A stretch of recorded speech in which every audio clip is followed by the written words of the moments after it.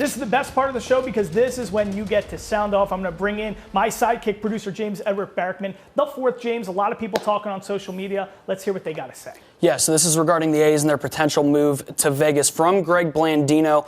Las Vegas doesn't need a washed-up baseball team. Listen, Greg is 100% wrong. The more the merrier. We want the MLB. We want the NBA. We want everything here in Las Vegas. And this is not only good for the A's, it's good for the MLB itself. It's not like Oakland is treating the A's that well. Nobody goes to those games. Injecting some life into this franchise will be good for everybody, for the owner, for the players, and for the MLB itself. Plus, I had on my own podcast, Vegas Huddle, we've had perhaps the best Oakland A athlete of all time, definitely has the best mustache, Raleigh Fingers, and he lives in Vegas. He even wants the team to come to Vegas. No, as a Las Vegas sports fan, I think it's a slam dunk. You want all those, all the professional teams to come here.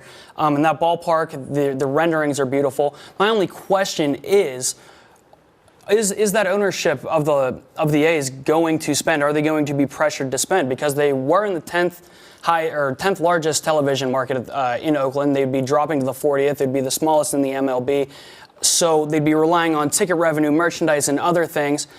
Are they going to generate the revenue that they need to spend on a competitive roster? That's my only question. Listen, it can't be worse. Just how Ricky Henderson used to steal bases. If an Oakland A's franchise comes to Vegas, they will be stealing the hearts of Las Vegans. Let's move on. So this one's about the Raiders and their coaching search. This is at DRico94 via X. He says the Raiders and Mark Davis need to stop playing and hire AP already as the full-time HC. All right, listen. I think we got to start here. Last week, Mike Tice came on the show. What did he say? The number one attribute for a head coach in the NFL would be a leader of men. Well, we know AP, Antonio Pierce, he's already proven that. He can do that. The locker room wants him. Players want him. The fan base wants him. To me, it's a no-brainer. The only issue here is the reason why this is even up for debate is because of the coaches that are out there and are available, right? It's the Belichicks, it's the Vrabels, it's Ben Johnson, it's all these guys, Harbaugh. That's the problem. If you could get your hands on one of those guys, would you rather have him than AP? That's the question. No, and I feel bad for Mark Davis on this one because, you're fighting what the fan base wants and what the locker room wants. We've heard that Max Crosby, per report, would request a trade if they didn't hire Antonio Pierce. But on the other hand, is Antonio Pierce the right guy for the job moving forward?